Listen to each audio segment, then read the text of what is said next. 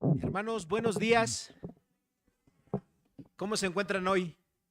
¿Bien? Qué bueno. ¿Bendecidos? Muy bien, qué bueno. Gracias a Dios. Bueno, pues vamos a empezar el día de hoy. Les pido de favor se abren sus Biblias en el Evangelio de Marcos, en el capítulo número 2. Ya se acabó el capítulo 1, hermanos. Capítulo 2, vamos a empezarlo. Vamos a leer los primeros 12 versículos. Evangelio de Marcos, capítulo número 2, versículos 1 al 12.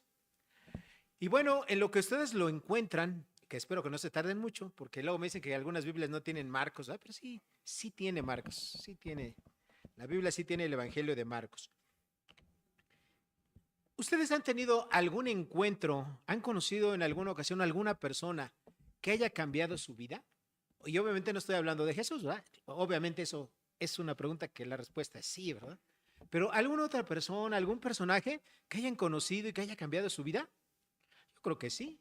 Por ejemplo, aquellos que son casados, pues seguramente conocieron a su esposo, a su esposa, y ese encuentro, conocer a esa persona, pues cambió su vida para siempre. ¿A poco no? Se casaron, tuvieron hijos, y bueno, algunos fueron muy felices, y a lo mejor otros no tanto, ¿eh? Otros fueron más que felices, ¿no? Otros se divorciaron o se fue su esposa al cielo y fueron mucho más felices, ¿eh? Dicen por ahí algunos, ¿no? Bueno, el día de hoy vamos a ver en este pasaje un encuentro muy especial, ¿verdad? Y sí, este hombre que vamos a ver el día de hoy tuvo un encuentro con Jesús. Sabemos nosotros que todos los que hemos tenido un encuentro con Jesús, nuestra vida ha cambiado para siempre y de una manera maravillosa. Aquí en este pasaje de Marcos, vamos a estudiar la curación de un hombre que era paralítico. Este pasaje tiene sus paralelos en Lucas capítulo 5, de los versículos 17 a 26 y en Marcos del 9, 1 al 8. En este pasaje, ¿qué nos vamos a encontrar? Bueno, lo que vamos a descubrir en este pasaje es que Jesucristo, ¿verdad? ¿Cómo es conocido Jesucristo en el Evangelio de Marcos? ¿Cómo se presenta? ¿Como quién? Como el siervo, ¿verdad? Entonces, en este pasaje vamos a descubrir que Jesucristo prueba que Él es Dios. Y eso lo va a hacer a través de demostrar cómo Él puede hacer algo que solamente Dios podía hacer. Algo que solamente Dios puede hacer es perdonar los pecados de las personas. Y Jesucristo en este pasaje, Él afirma que Él, al igual que Dios, puede perdonar pecados. Es decir, va a utilizar uno de sus atributos, ¿ok? Vamos a leer el primer versículo que es del capítulo número 2. Y eso precisamente, si me pueden poner la presentación, porque creo que ya se durmieron los hermanos allá. Ahí está. Eso es lo que vamos a ver, el perdón de Dios, el perdón del siervo. Entonces, el primer punto, hermanos, lo encontramos en el versículo número 1, ¿ok? Y vamos a hablar, el primer punto, la ciudad del siervo. Dice así el versículo. Dice, entró Jesús otra vez en Capernaum después de algunos días y se oyó que estaba en casa. Este versículo, y mejor dicho, refiriéndose a esta ciudad de Capernaum, es algo que a nosotros como cristianos cuando lo llegamos a escuchar nos suena un poquito raro, ¿verdad? Esa palabra Capernaum. Bueno, esa palabra es una palabra compuesta. Nahum, la última parte de la palabra, se hace referencia al personaje. ¿Sí se acuerdan de ese personaje, de Nahum, del Antiguo Testamento?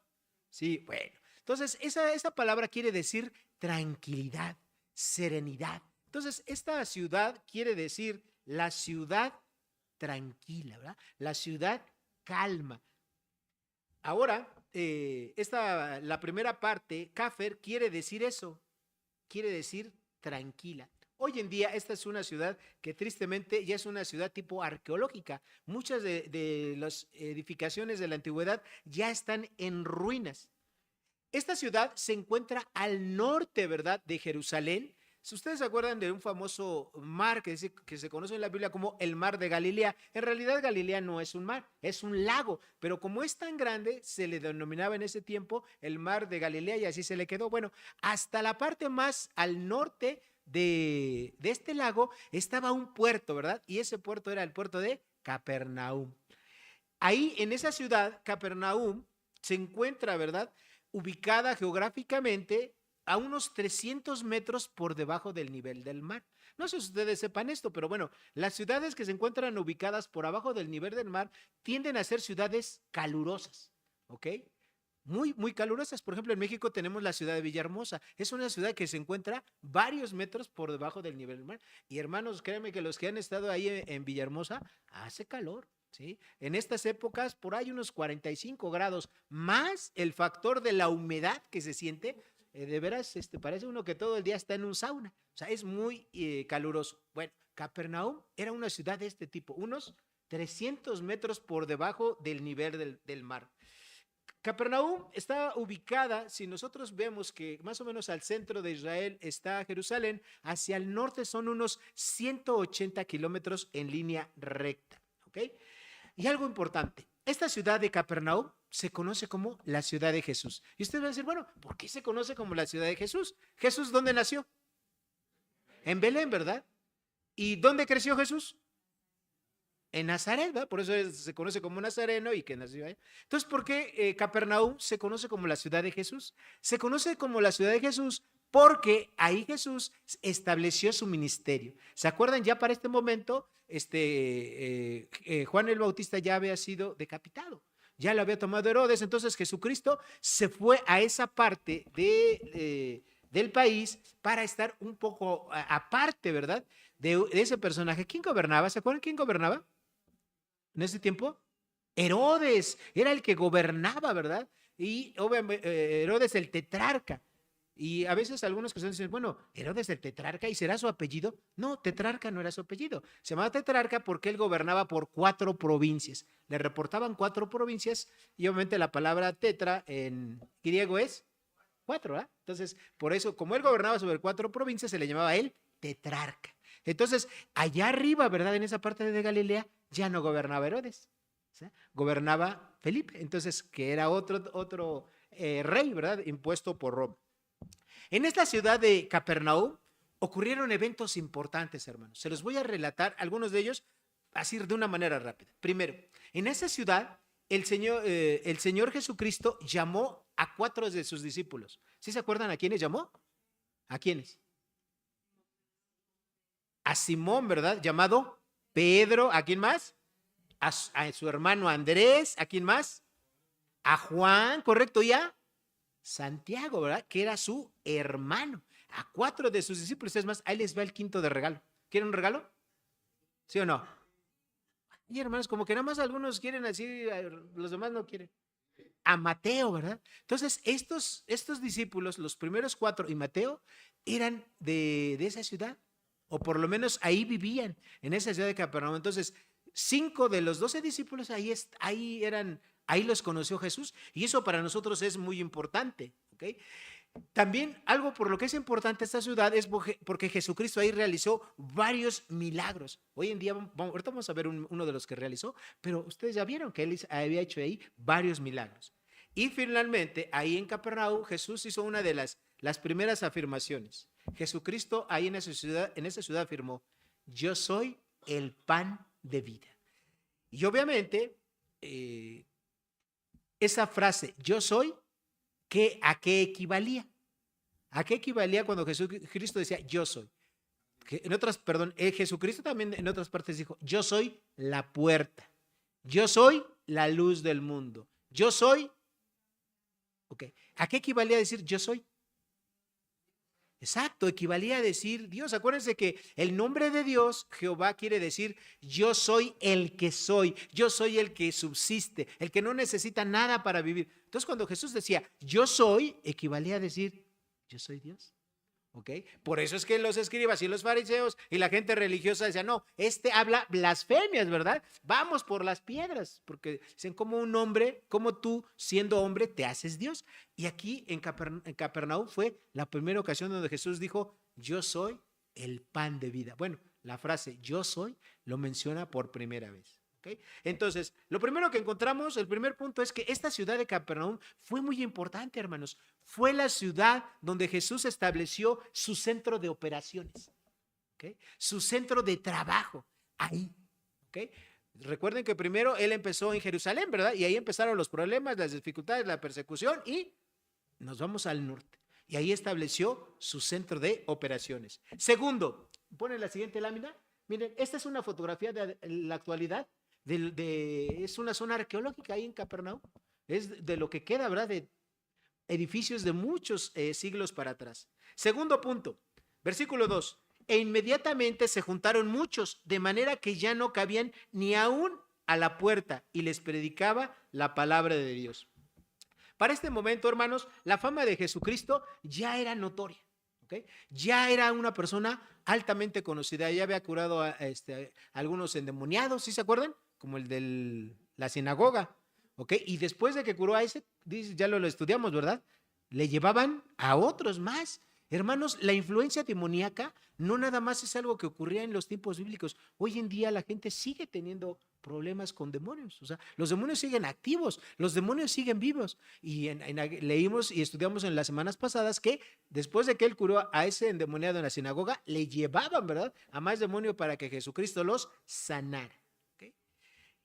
Después dice, de ahí la segunda parte dice que se juntaban muchas personas iban a Jesucristo, de tal manera que ya no cabían ni aún a la puerta. Y bueno, para los que han estudiado un poquito conmigo, ustedes saben que cuando dice que ya no cabía ni aún en la puerta, es decir, en la puerta donde se ponía Jesucristo, eso se conoce como una hipérbole, ¿verdad? Es una especie de exageración para resaltar, porque obviamente pues siempre cabe alguien más, ¿no? A un lado de la puerta, atrás, etcétera. Entonces es una especie de exageración para resaltar la idea importante, que Jesucristo estaba ahí enseñando y que estaba predicando la palabra del Señor. ¿Okay? Después de eso, en los versículos 3 y 4 encontramos el siguiente punto de este mensaje. Hay personas que simplemente de haber escuchado de Jesucristo, creían y depositaban su confianza, su fe en él. Dice así: entonces vinieron a él unos trayendo un paralítico que era cargado por 4. Y como no podían acercarse a él a causa de la multitud, descubrieron en el techo de donde estaba y haciendo una abertura bajaron el techo en el que yacía el lecho en el que yacía el paralítico. Aquí en la escritura nos lleva a que Dios cambia el enfoque, ¿verdad? Nos hace que nos centremos nuestra atención en esos 4 amigos de este hombre paralítico. Ellos fueron los primeros que creyeron en Jesucristo, que creyeron que Jesucristo podía hacer algo por ese hombre que estaba paralítico. Muchas veces, antes de ser creyentes, nosotros escuchábamos, ¿verdad?, de que Dios había obrado en la vida de alguien, que a lo mejor había sanado a una persona que estaba muy enferma, o que Dios había provisto, ¿verdad?, la liberación de alguna persona que a lo mejor estaba en la cárcel, etcétera. Lo oíamos, pero no lo creíamos. Estos 4 amigos del paralítico, que por cierto ni su nombre viene en la Biblia, sí creyeron. Creyeron que Jesucristo podía hacer algo por su amigo. La Biblia tampoco nos dice a qué se debía que este hombre estuviera paralítico. Si fue a causa de un accidente, si fue de nacimiento, si estaba paralítico por alguna enfermedad. Pero nosotros sabemos que fuese cual fuese la razón de que estuviera en ese estado, en esa condición de salud, Jesucristo iba a hacer algo con él. Jesucristo iba a actuar. Y eso es lo más importante. Nosotros, hermanos, al igual que Jesucristo, tenemos que actuar. Ante la necesidad de las personas, no nos podemos quedar paralizados, no nos podemos quedar inmovilizados. Si Dios acerca a tu vida a personas que tienen alguna necesidad y tú les puedes ayudar, Dios lo que quiere es que tú actúes, porque eso es precisamente la fe. Una fe sin obras, dice Santiago, es una fe muerta. ¿De qué sirve que nosotros tengamos mucha fe y que creamos todo lo que Dios dice en su palabra si eso no lo ponemos por obra? Hermanos, la verdadera fe nos tiene que llevar a obrar, a trabajar. Por ejemplo, si yo les dijera, ¿ustedes creen que el evangelio es poder de Dios para salvación? ¿Que Dios puede salvar con el evangelio a cualquier ser humano, no importa qué tan malo o qué tan perdido esté. ¿Ustedes creen eso? ¿Ustedes lo creen? ¿Sí lo creen? Y la pregunta para nosotros sería, bueno, entonces, ¿por qué no le predicamos a las personas? ¿No? No estamos ejerciendo la fe. Si tú crees eso, le deberías de predicar. A veces decimos, no, mira, es que yo no le predico a esa persona porque esa persona es bien malo, ¿no? Es aquí el peor, ¿no? De esta zona, de la calle, se dedica a hacer lo malo. Y pues necesita la salvación de Dios. O bueno, no, esta persona no, porque ¿qué crees? Al contrario, esta persona es muy rica, tiene muchos recursos, no, él no necesita nada, ta. Y nosotros somos los que ponemos obstáculos, pero esos obstáculos los ponemos porque en realidad no estamos ejerciendo la fe. ¿Ok? Estos 4 hombres tomaron a su amigo paralítico, lo pusieron ahí, ¿verdad? En una camilla improvisada. La Biblia no nos dice todo el detalle, ¿verdad? Pero seguramente fue algo improvisado. No creo que la gente tuviera en aquel tiempo una camilla, ¿verdad? A lo mejor lo agarraron de ahí de unas ramas, le pusieron ahí una sábana, lo amarraron en las 4 esquinas y lo subieron. Y llegando ahí, pues tenían un impedimento, ¿verdad? Que no podían pasar por la puerta y ponerlo donde Jesús estaba predicando. Entonces esas personas tuvieron que irse, ¿verdad? Por una casa aledaña, subir a la azotea, en la azotea abrir un boquete, ¿verdad? Que en ese tiempo algunas casas tenían una especie de planchas o losas, pero eran de madera y esa madera la cubrían con arena y a la arena arriba le ponían asfalto, ¿verdad? Para que hiciera algo de como una impermeabilización y después le ponían palmas para que estuviera fresca. Entonces esas personas tuvieron que hacer todo eso, quitar todos esos materiales, hacer un hueco y por ahí bajar a su amigo para que estuviera en contacto con Jesús. Hermanos, todas esas cosas es la fe actuando. ¿Sí? Lo hacían porque creían que Jesús podía hacer algo por su amigo. ¿Okay? Y así tenemos que pensar nosotros, hermanos.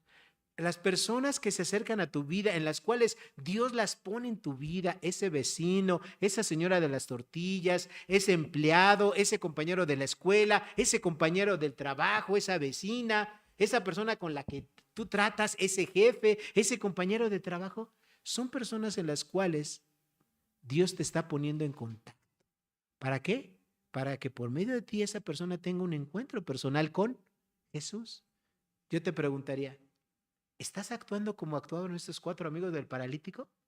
¿Estás actuando a nombre de Dios para que tus contactos, para que tus relaciones con esas personas los lleven a conocer el Evangelio? ¿O simplemente los dejas, verdad? Los dejas. Y no pasa nada en la vida de ellos, ni tampoco pasa nada en tu vida. Esta persona paralítica, hermanos, hoy en día, afortunadamente para muchas personas que tienen esta condición de parálisis, pues la vida ha cambiado, ¿verdad? Hay clínicas especializadas en parálisis, hoy en día hay sillas de ruedas, hasta motorizadas, ¿verdad? Donde ellos en su tecladito que tienen, pues, mueven hasta la velocidad, reversa hacia adelante, se pueden ahí estacionar, o sea, tienen muchas comodidades. Hay terapeutas, ¿no? Masajes, hay operaciones, hay cirugías, medicinas, etcétera. Hay muchas cosas. ¿Ok? En aquel tiempo no era así. En aquel tiempo, una persona que tenía la condición de parálisis era una persona que tristemente tenía que vivir dependiendo todo el tiempo de alguien. En segundo lugar, era una persona que para hacer cualquier cosa, alguien la tenía que llevar. Para que le diera el sol, el aire, alguien la tenía que sacar. Si llovía, alguien la tenía que meter. Para acostarse, alguien la tenía que acostar. Alguien la tenía que levantar. Alguien le tenía que ir a dar de comer. Todos los días lo mismo.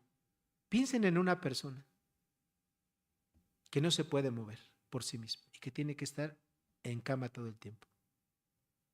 Yo platiqué en alguna ocasión con una persona que estaba prácticamente paralizada de la cabeza a los pies y me decía que ella todos los días soñaba un solo sueño.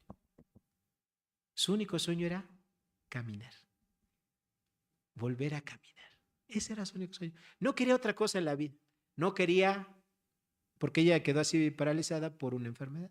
No quería dinero, no quería curarse de otras cosas, no quería casas, no, lo único que quería era caminar. ¿Y cuántos de nosotros, por la gracia de Dios, pues caminamos, ¿ah? Podemos caminar, subir, bajar, ir, salir a tomar el sol, caminar en un parque, ir aquí, ir allá. Hermanos, a veces no apreciamos esas cosas, pero eso es una verdadera bendición, el que nos podamos mover. Aunque nos duela la ciática, aunque nos duela la pierna, etcétera, pero podemos hacerlo. Hay personas que nunca han experimentado el caminar. Esta persona que les platico, su único sueño era poder caminar. Ese era su único sueño, caminar, volver a caminar. Las personas normalmente en aquel tiempo que eran, que no podían caminar, que no se valían por sí mismas, estaban condenadas a vivir en depresión, en soledad, era vergüenza, era aburrimiento. Imagínense lo que es al tener una vida tan monótona que todos los días es lo mismo, lo mismo, lo mismo y lo mismo. ¿Okay? Estos amigos, ¿verdad?, de este hombre vieron todo eso, experimentaban todo eso y ellos actuaron. La gente que a lo mejor está a tu alrededor a lo mejor no tiene este tipo de problemas, o probablemente sí, pero tiene otro tipo de problemas. Y ahí es donde Dios quiere que tú te muevas. Así como estos 4 amigos se movieron para llevar a este hombre donde estaba Jesús, tú también tienes que hacer lo mismo. A las personas que te rodean tienes que presentarles el evangelio y llevarlas con Jesús, acercarlas con Jesús. ¿Ok? El encuentro que iba a tener este paralítico iba a ser un encuentro maravilloso, un encuentro que iba a cambiar su vida para siempre. Punto número 4. ¿Qué fue lo que dijo Jesucristo? ¿Qué dijo Jesucristo? La siguiente lámina, por favor. Al ver Jesús la fe de ellos, dijo al paralítico. ¿Okay? Fíjense bien. Jesús vio la fe de ellos, es decir, todo lo que habían hecho, todo ese esfuerzo que habían hecho por llevarlo. ¿Qué le dijo? Le dijo, iba a decir una frase muy importante a este paralítico.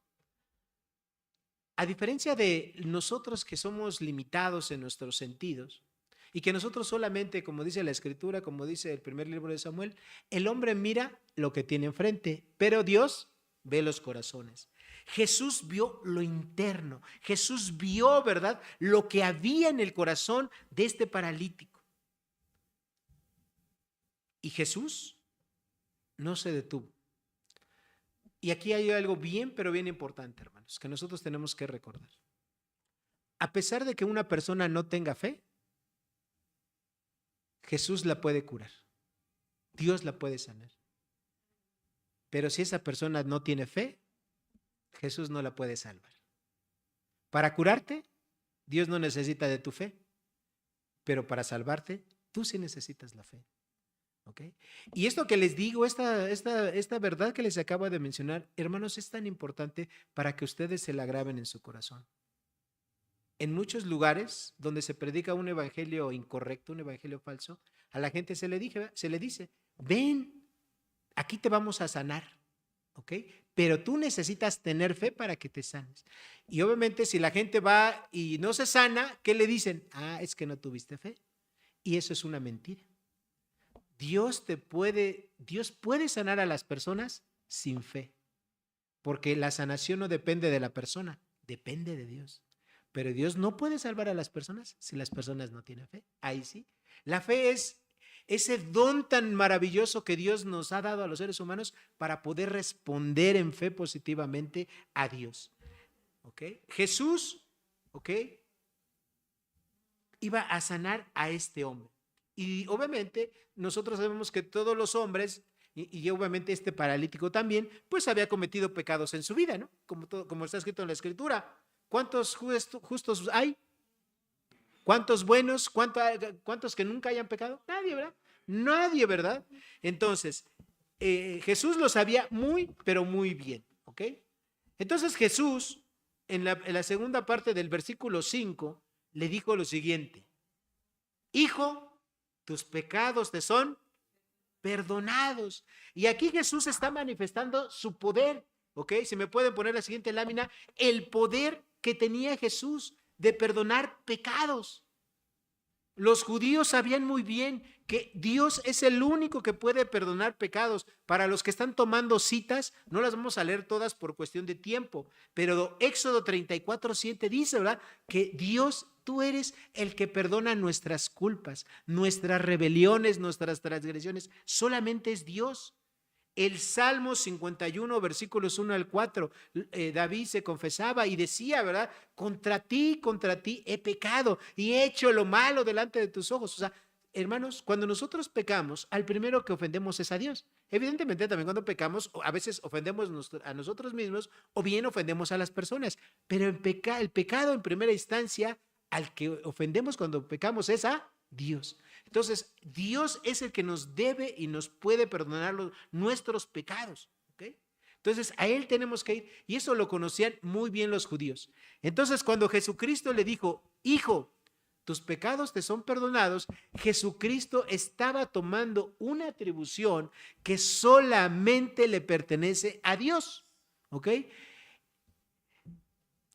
Esta facultad de perdonar pecados es exclusiva de Dios. Fíjense bien lo que digo, exclusiva de Dios. Ningún ser humano le puede decir a otro ser humano, después de que escucha los pecados de alguien, hijo, te perdono, vete en paz. ¿A quién dice eso? ¿Quién dice eso? Los sacerdotes, ¿verdad? Usted va con un sacerdote católico, confiesa sus pecados y al final el sacerdote te dice, hijo o hija, tus pecados te son perdonados. Te da una penitencia, rece 520 Padres Nuestros, 200 Aves Marías, esto, el otro, y tan. Y ya, vete y no peques más. ¿Okay?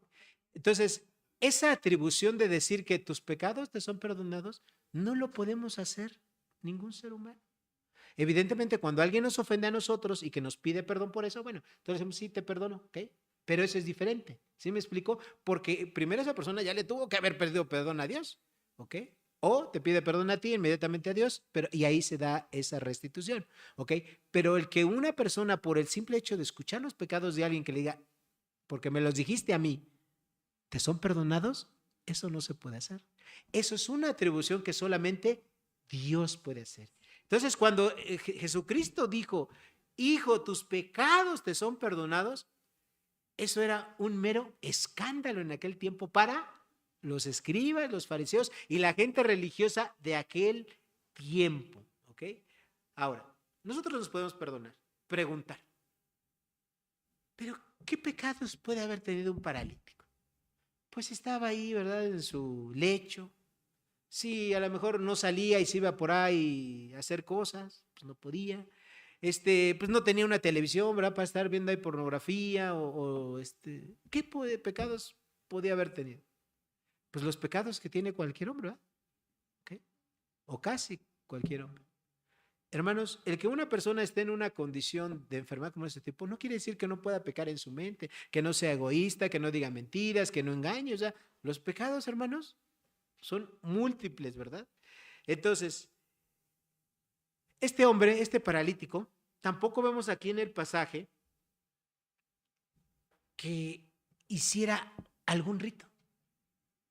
¿Sí? O sea, este hombre no hizo una oración de pedir perdón a Dios. Este hombre tampoco alzó su mano. Este hombre tampoco ni siquiera, ¿verdad?, hizo lo que la ley de Moisés requería para perdonar pecados. Ustedes saben que en el Antiguo Testamento había los pecados de los hombres tenían que ir con el sacerdote y de acuerdo a la ley de Moisés, ellos tenían que presentar algo, ¿verdad?, dependiendo del pecado que hiciera. Pero todos tenían que hacer algo. Jesús no le dijo, ve y haz esto. Simplemente le dijo, tus pecados te son perdonados. ¿Y por qué Jesús pudo decirle a este paralítico, tus pecados te son perdonados? Porque Jesucristo vio, ¿verdad?, directamente el corazón. La Biblia no nos lo dice, pero este paralítico sin duda alguna, al estar frente a Jesús, ante el Hijo de Dios, ante el siervo, él se arrepintió, ¿sí?, de sus pecados. Por eso es que Jesús le pudo perdonar de sus pecados, porque él ya iba con un arrepentimiento. Dios ya había preparado su corazón. ¿Okay? Este hombre no necesitó hacer ninguna cosa externa, porque recordemos lo mismo, hermanos, la salvación es algo interno, la salvación es algo que ocurre dentro de nuestro corazón, nadie lo puede ver, ¿ok? Nosotros somos los que a través del tiempo y de las tradiciones le decimos a la gente, bueno, si tú no crees en Jesucristo, si tú realmente, después de que le predicamos el evangelio, si tú realmente crees todo lo que te acabo de decir, bueno, hazte una oración, levanta tu mano, pasa al frente, llena esta boletita, ¿no? Arrodíllate. Pero todo eso no es necesario. Cuando una persona realmente cree en su corazón el evangelio, se arrepiente, le pide perdón a Dios en su corazón, no necesita hacer nada. La Biblia dice, ¿verdad?, que con el corazón se cree y con la boca se confiesa, ¿verdad? Pero lo primero es creer lo que está ahí. Y ya la persona confesará, dirá, ¿verdad?, en algún momento de su vida lo siguiente. Pero nosotros tenemos, ¿verdad?, por tradición eso, ¿verdad?, de que queremos que la gente haga algo externo para decir, esta persona sí es un verdadero salvo.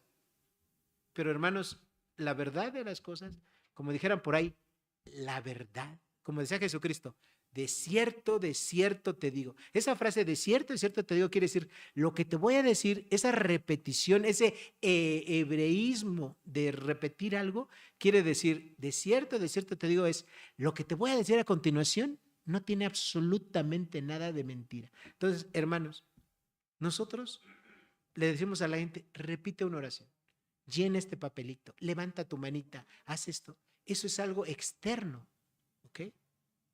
Porque nosotros no podemos ver el corazón de la gente como lo ve Dios, pero Jesús, a diferencia de nosotros, sí veía el corazón. Y por eso es que Jesús, al ver el arrepentimiento de ese hombre, le puede decir, hijo, tus pecados te son perdonados, ¿ok? Al igual que este paralítico, nosotros, hermanos, tenemos que agradecer a Dios el que la salvación sea solamente por su gracia, que no necesita ser de nuestras obras la forma o el medio para poder salvarnos y que Dios nos pueda perdonar. Si dependiera de nosotros, hermanos, no seríamos salvos, ¿no? Si dependiera de que te portaras bien y que una ocasión fallaras, flaquearas, ibas a perder tu salvación. Si dependiera que cumplieras con todos los 613 mandamientos de la ley, pues un día de la vida ibas a fallar en uno, ¿a poco no? Y ahí perderías tu salvación. Si dependiera, ¿verdad?, de que fueras fiel en venir a la iglesia y que no fallaras ningún domingo, no, pues ya. Todos hemos fallado algún domingo en venir, ¿verdad? Yo no vine la semana pasada. Bueno, fui a otra iglesia a predicar, pero no vine aquí. Ya hubiera perdido mi salvación. Aquel hermano que se enfermó, ¿verdad?, y que no vino. Por ejemplo, aquí el esposo, que está enfermo. Pues lástima, ya perderá su salvación. Gracias a Dios que no es, ¿verdad?, por nuestras buenas obras, no es porque tenemos que cumplir ritos, no es por hacer cosas, la salvación es solamente por la gracia de Dios. Hermanos, y eso es una bendición tan grande que a veces se nos olvida, que la salvación es por la gracia únicamente de nuestro Dios y Salvador. Inmediatamente en los versículos 6 y 7 encontramos, ¿verdad?, la oposición a Jesucristo, al siervo. Dicen ahí, el versículo 6, estaban allí sentados algunos de los escribas, los cuales cavilaban en sus corazones. ¿Por qué habla este así? Blasfemia dice. ¿Quién puede perdonar pecados sino solo Dios? Los escribas, hermanos, eran las personas de aquel tiempo, los educados, los que sí tenían cierta posición social, los que sí sabían leer y escribir y tenían a su cargo una comisión muy importante, ¿verdad?, hacer las copias de la escritura, pero no solamente del Antiguo Testamento o lo que se conoce como la Torá, no, sino que ellos también redactaban, ¿verdad? Eran una especie como de abogados, así como nuestras hermanas que están aquí, Lluvia, Lu, que son abogadas. Entonces un abogado pues redacta contratos, ¿no? Ellos en aquel tiempo redactaban contratos importantes como testamentos para las herencias, un contrato de compraventa, ¿no?, de casas, de terrenos que hacían en aquel tiempo. Todo eso hacían los escribas, ¿ok? Y obviamente los escribas, al conocer, ¿verdad?, la ley, donde decía, ¿verdad?, en los versículos que ya les recité del Antiguo Testamento, que solamente Dios podía perdonar pecados, cuando escucharon a Jesús, se escandalizaron, ¿verdad? Y así lo dijeron. ¿Quién puede perdonar pecados sino solo Dios? ¿Okay? Jesucristo, ¿verdad? Viendo sus corazones nuevamente. Y aquí Jesucristo, así como vio el corazón de este paralítico, Jesucristo también vio los corazones. Y dice ahí, ¿verdad? Que Jesucristo decían que ellos cavilaban. Cavilaban quiere decir que pensaban, ¿verdad? Estaban en su mente haciendo una maquinación de por qué Jesús le dijo a este paralítico eso. ¿Qué es lo que trae ahora sí que Jesús entre manos? ¿verdad? ¿Qué está haciendo? ¿Qué está tratando de comunicar Jesús con todo eso? ¿Okay?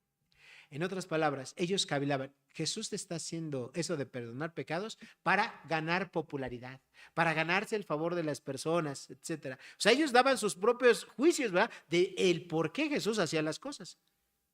Cuando era más fácil decir, creo que este hombre que dice esto es el verdadero Hijo de Dios, ¿no? Pero no decían eso, sino decían, este tiene un objetivo, ¿verdad? Tiene un motivo oculto por el cual hace las cosas. Así que calificaron, ¿verdad? Con su frase, tus pecados te son perdonados, como una blasfemia. Es decir, ¿qué es una blasfemia?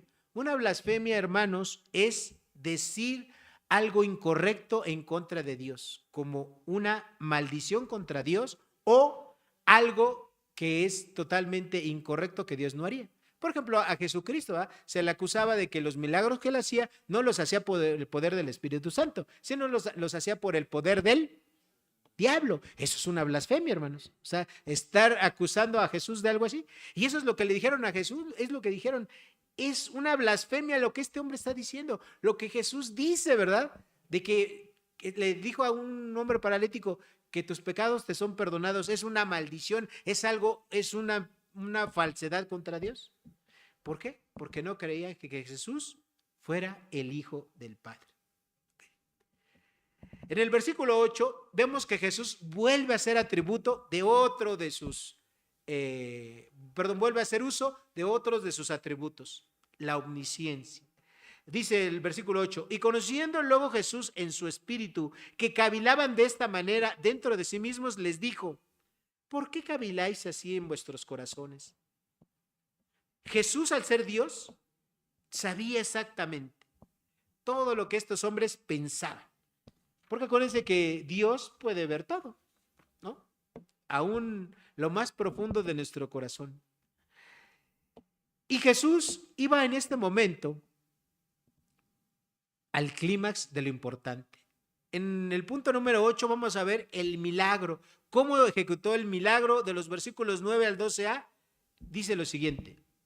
¿Qué les dijo Jesús? ¿Qué es más fácil? Decirle al paralítico, tus pecados te son perdonados. Obviamente, Jesús, utilizando toda su omnipotencia y su sabiduría, pues decirle a una persona, tus pecados te son perdonados, pues cualquiera lo podía decir, ¿sí o no? Cualquiera lo podía decir, como hoy lo dicen los sacerdotes católicos, ¿no? A todas las personas dicen, tus pecados te son perdonados, vete, etc. ¿no? Pero Jesús iba a decir y hacer algo que iba a comprobar que realmente los pecados de ese hombre habían sido perdonados. Y le dijo, levántate, toma tu lecho y anda. ¿Ok? Imagínense, no solamente Jesús se quedó en las palabras, sino que su poder iba directamente. Yo no sé cómo hayan estado las personas, pero yo pienso que estaban a la expectativa, ¿no? Imagínense, después de conocer toda la vida a ese hombre que estaba ahí encamado, que no podía moverse, que necesitaba la ayuda de sus amigos, de sus familiares para hacer todo, que de repente Jesús le dijera, a ver, levántate en primer lugar, toma tu lecho, cárgalo, ¿verdad? Ustedes saben que los músculos, si no se utilizan, ¿qué les pasa? Se atrofian, ¿verdad? Imagínense un hombre, bueno, no sé si alguien alguna vez se ha lesionado alguna pierna, algún brazo, o se ha fracturado y ha tenido que estar un tiempo ahí enyesado o sin poderlo mover. Hermanos, después de que se curan hay que entrarle a terapia, todo eso, y te quedan débiles los músculos, el brazo, la pierna, etcétera. Tienes que pasar por un proceso para que vuelva a recuperar todas sus funciones, su movilidad, etcétera, su fuerza. Ahora imagínense este hombre que estaba paralítico, ¿eh? De muchos años, o a lo mejor de toda la vida, que tuviera que hacer eso. Primero, levantarse, algo que era imposible. Luego, tomar su lecho. Igual no nos dice aquí cuánto pesaba, si 5 kilos, 10 kilos, lo que ustedes quieran, pero agarrar su lecho.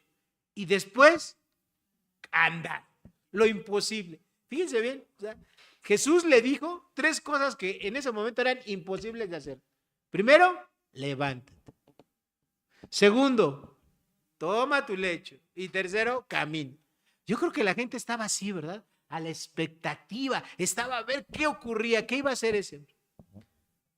Jesús dijo en el versículo 10, se los dijo a los escribas, pues para que sepáis que el Hijo del Hombre tiene potestad en la tierra para perdonar pecados, se volteó y le dijo al paralítico, a ti te digo, levántate, toma tu lecho y vete a tu casa. Otra cosa más, ¿verdad? Vete a tu casa. Entonces, ¿verdad? Se levantó enseguida y tomando su lecho salió delante de todos. Y hermanos, este es el clímax de la historia. Jesús obró un milagro. Este paralítico tuvo un encuentro que cambió su vida para siempre. Y eso es lo que hace Dios en la vida de todos los cristianos verdaderos. Cuando alguien conoce realmente a Jesucristo, tu vida no puede ser la misma. Tu vida tiene que cambiar, tu vida Dios la transforma, no por tu poder ni tus fuerzas, sino porque es Dios, es su Espíritu Santo que está obrando dentro de ti y te está capacitando día con día para que lo obedezcas y hagas lo que dice Dios en su palabra. Estas palabras, estas últimas palabras de Jesús, a ti te digo, levántate, toma tu lecho, vete a tu casa, estaban dando la total y absolutamente la gloria a Dios. Y eso es lo que Dios quiere. Y con esto no te quiero decir que tú tengas que ir y buscar a todos los paralíticos, ¿verdad? Y que les digas estas palabras y que hubo un milagro. No, no. Lo que me estoy refiriendo es que Dios quiere que tú prediques el evangelio a todas esas personas con las cuales tú convives, con las cuales tú estás rodeado. Y Dios va a hacer su obra. Todos necesitan de una u otra manera una sanación espiritual, económica, de sus relaciones, lo que ustedes quieran. Pero eso solamente se va a lograr con el evangelio, con el poder de Dios que tiene para salvar a las personas. Eso es lo mismo que tenemos que hacer nosotros, ayudar a todas las personas, principalmente predicándoles el evangelio. Y en el versículo 2, en la parte B y C y D, encontramos cuáles fueron los resultados de este milagro, que es el punto número 9. De manera que todos se asombraron y glorificaron a Dios diciendo, nunca hemos visto tal cosa. Hermanos, la gloria de Dios. Ese es el objetivo final que todos los cristianos tenemos que buscar, la gloria de Dios. Hagamos lo que hagamos, hermanos, hazlo pensando si eso va a dar gloria al nombre de Dios, lo que sea. Ya lo encontramos allá en Corintios, ¿verdad? Si comemos, si bebemos o cualquier cosa que hagamos, lo hagamos para la gloria de Dios. Evidentemente este milagro que hizo Jesucristo fue para la gloria de Dios y seguramente más personas, ¿verdad? Creyeron en él, creyeron en el evangelio. ¿Okay? Jesucristo al realizar este milagro demostró sus atributos, que él conocía todo, la omnisciencia de Dios, la mente de las personas, la mente de este paralítico al perdonarle sus pecados. Segundo, el poder para perdonar pecados. Y tercero, el poder para sanar. Cosas que solamente Dios hacía en ese momento. Y todo lo hacía para la gloria de Dios.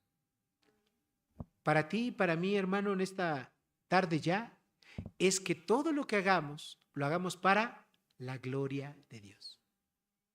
Para la gloria de Dios. No dejes de predicar el evangelio. De verdad, hermanos, las personas, ¿sí? A lo mejor tú no lo ves. A lo mejor tú aparentemente ves a una persona, un vecino, un amigo, un compañero, pues bien vestido, que a lo mejor está sano, a lo mejor sana, no, que no necesita nada. Pero si no tiene a Cristo, necesita lo más importante, la salvación de Dios. Y si tú eres un hijo de Dios, tú tienes que compartirle la palabra para que esa persona pueda entender el evangelio, salvarse y venir a los pies de Cristo, y con ello que Dios reciba la gloria. ¿Ok? Vamos a orar.